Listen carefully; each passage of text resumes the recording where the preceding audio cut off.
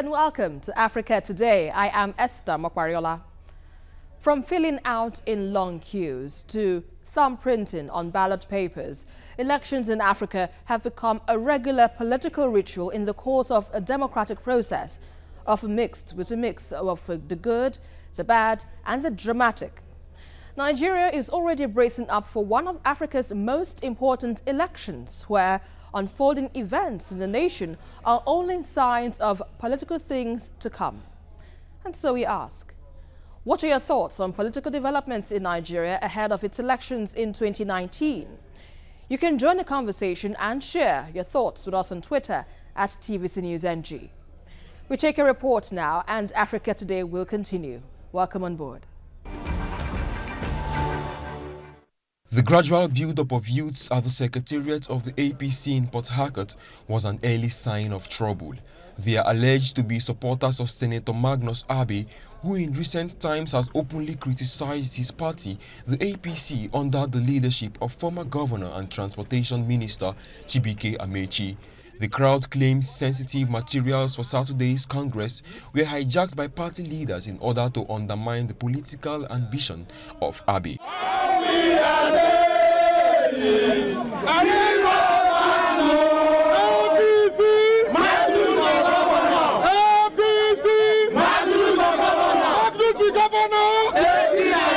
It wasn't long before the angry crowd gained entrance into the party secretariat, destroying properties and attacking perceived political enemies.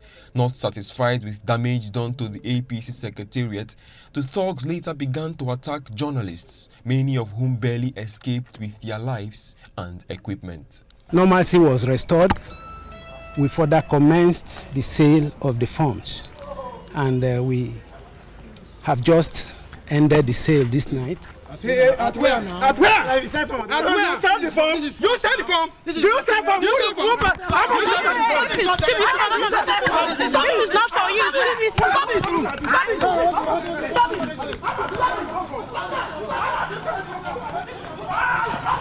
Security.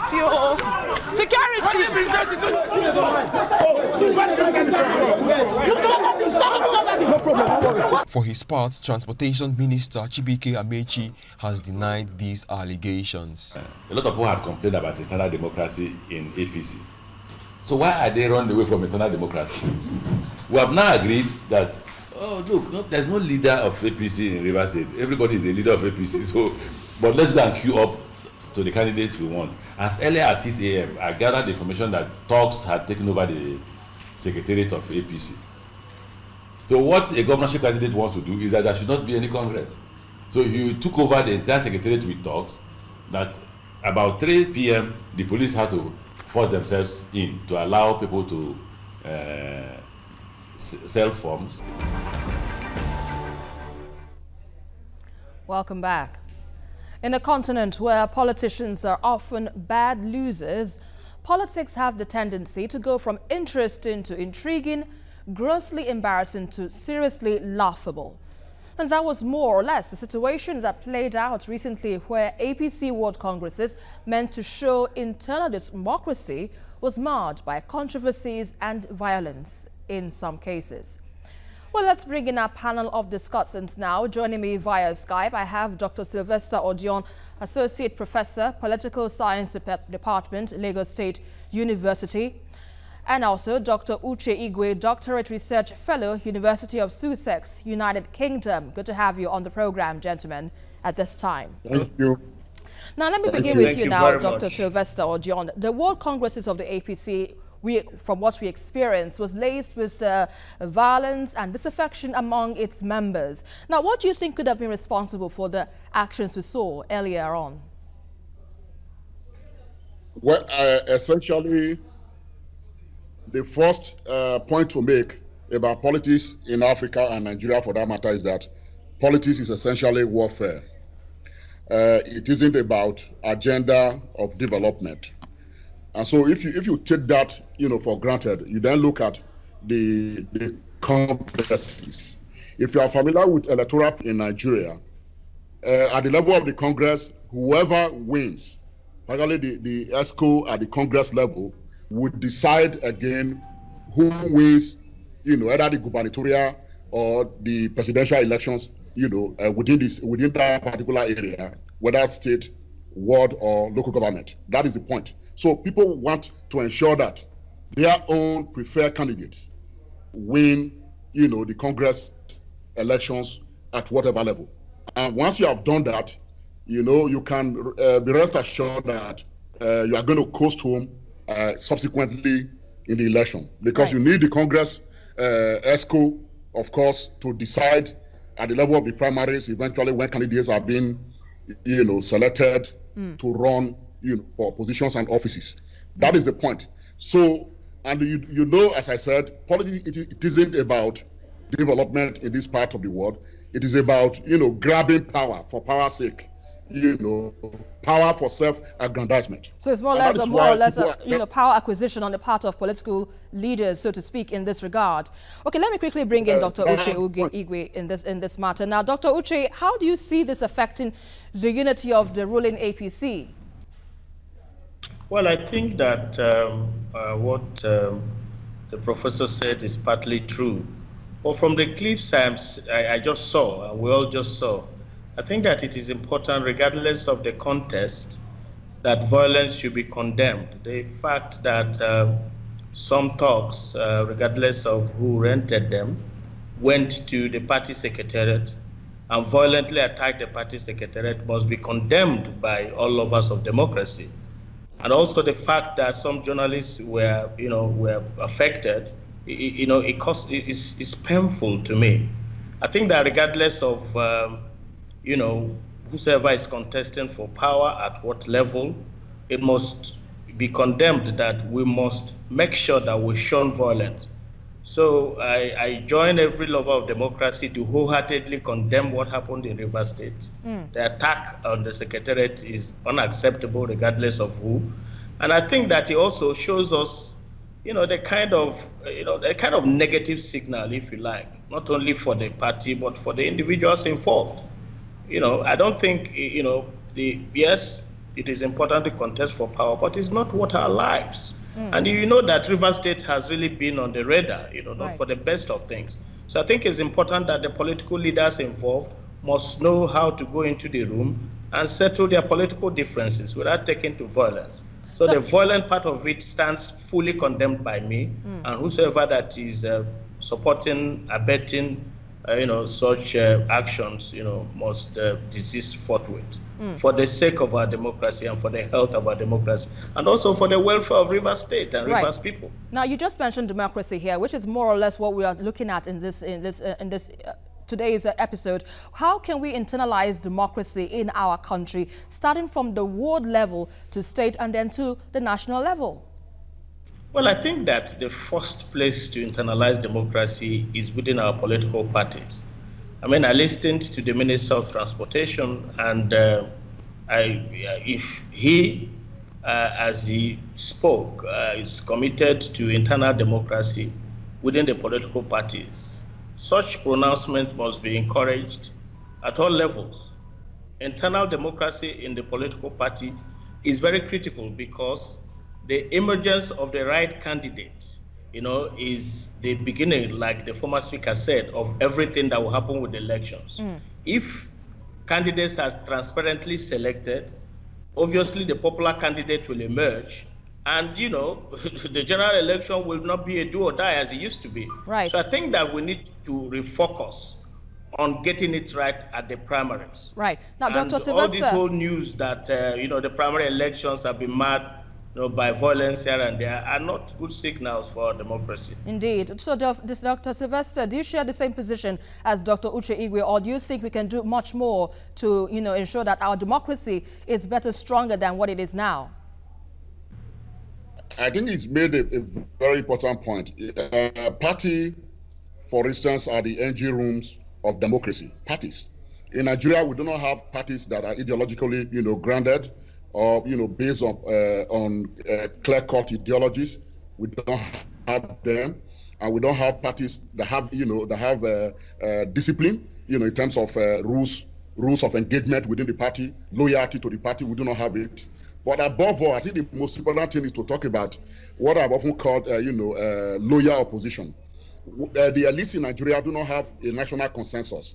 There are no agreed, agenda of development. There are no, policy consensus as to how to move the country forward. When you have that vacuum, then it becomes a free, a fight for everyone, without any particular direction.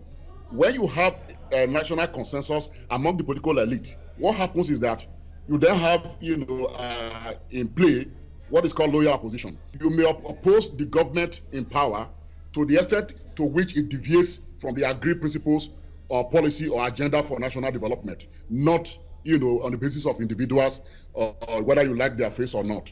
That is what is absent in Nigeria. And how we can get there, maybe we need a generational shift.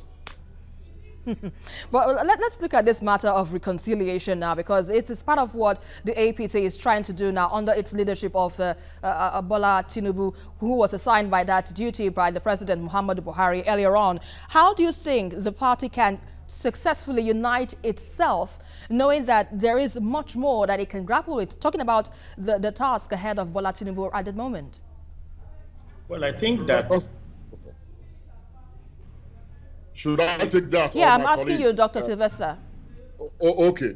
I think that it is good to try to reconcile the differences within the party.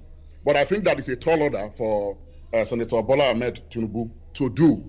Because, you see, you don't talk about party reconciliation outside the national context. Today, there is a great deal of instability in Nigeria, insecurity in Nigeria. And so you have a party in power that has not been able to arrest these instability and security problems in the country. And therefore, generally, among the Nigerian populace, they are looking forward to another change. And so, and also within the current ruling party, there are also discontents. There are people who do not like, the response to some of these, very salient national issues.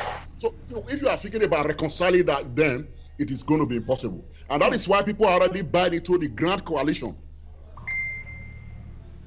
Oh dear, seems we're having some connection issues there with Dr. Sylvester Odion. But let's quickly turn ship now to Dr. Uche Igwe. Dr. Uche, if I were to come in here now, let's look at the issues of, 2019, this is just around the corner. And with what we just played on now, some Nigerians are really concerned about the level of preparedness for political parties come 2019 elections. What concerns would you have with regards to what, played out in recent times now? Well, I have concerns about the level of trust of the Nigerian citizen, an average Nigerian citizen, the trust we have for our political elite. And I say this because our political institutions are distrusted by an ordinary Nigerian, same as politicians. And I think that the politicians, if you look at the act that was just displayed in Rivers State, politicians are continuously being distrusted, and they are validating the distrust of the ordinary Nigerian, about them. And I think the place to start is to rebuild that trust. If we do not rebuild that trust, we can't go far. What is important here is that whenever you want to describe somebody who lies, somebody who cheats, you say he's a politician. And I don't think it's fair to sort of demonize our politicians, and they are doing everything to validate that position. I think the first thing to do is that looking at our past, where we're coming from, divisive elections, ethnicism, and religious sentiments, I think we should forge a national consensus, a movement that will make us ordinary citizens trust our politicians. And I think that rebuilding of trust, it cuts across. Okay, even in states like, the state you showed us, River State, right. The politicians must behave in a way that will invoke the trust of an average citizen, and that will be helpful. Again, a political party is supposed to be a family. If political parties and political party leaders cannot go into the room and settle their differences, how can they win election? If you recall, from what we read in the papers, you will know that River State, at the moment, is not in the hands of APC. State, at the moment, is not in the hands of APC. My sense is that APC should be organizing and reorganizing to challenge the other political party in an election. Right. If Point they are taken there, having Dr. perennial Uche, inter-party crisis, I'm sorry, I have to come in here at this time. We need to go on a very quick break. You're watching Africa Today, and we've been looking at political developments ahead of Nigeria's 2019 election.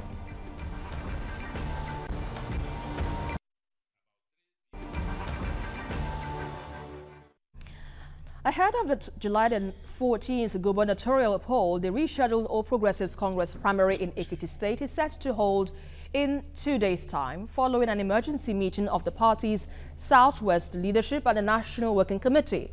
Now, the primaries that held recently was disrupted after dozens of aspirants alleged irregularities in the process.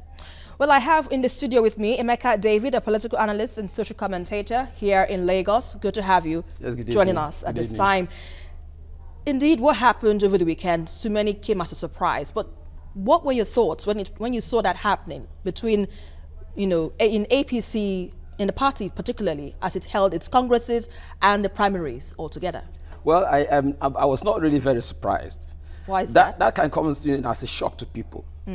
But when you look at the security breach that the mace, symbol of authority of the National Assembly, the Senate, can actually be taken, in the fashion it was taken, like a movie. And where are the police, where are the security agencies? Nowhere to be found. And they took the mace, the way they recovered it and everything. And this is an APC government. I don't want to go into all the killings and everything and the resolutions and everything. Right. So when it came to Ekiti, and remember that this is a ruling party in the center and contesting against the other party, PDP. And right there you have 3 stalwarts that are in Abuja. In the Minister of Solid Minerals, and you have a political advisor of the president, and you have a former governor as well. So 2 former governors and a serving advisor, so 3 of them coming together to contest. So, and it's assumed locally here that whoever, is towing the line of the center has a great chance to win. So I don't expect that there will not be serious issues there. But the fashion which it happened is so bad that it gives us no hope. But could it be some speculation of some thought that politicians in Nigeria are bad losers? Well, yes. I would toe that line, but it's just it's worse. Why does I say it's worse? It's worse because they never learn, and they take us for granted, and they succeed, and so we are left with no chance. As it were, if it's an organized setting, people will not actually trust, their future in the hands of these kind of people. You understand what I'm saying? Very well. Yes, because how can you do that? It's intra-party. You understand that, and this thing is happening in APC.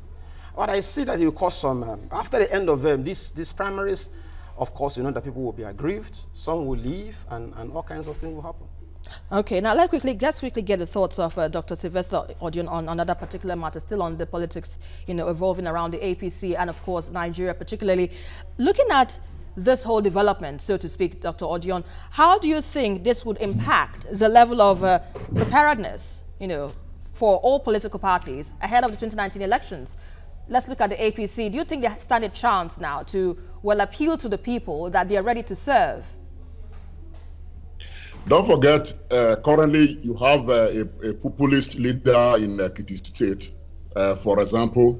And so if you have the horde of the aspirants, already feuding at the level of the primaries, and it's going to be very difficult for them to win victory. But what you see is a failure of party discipline. It's also a failure, of the nature of the organization of the party, because where you have party discipline, the party would have screened and reduced the number of contestants to maybe about 2 or 3. In which case, you then decide on the basis of,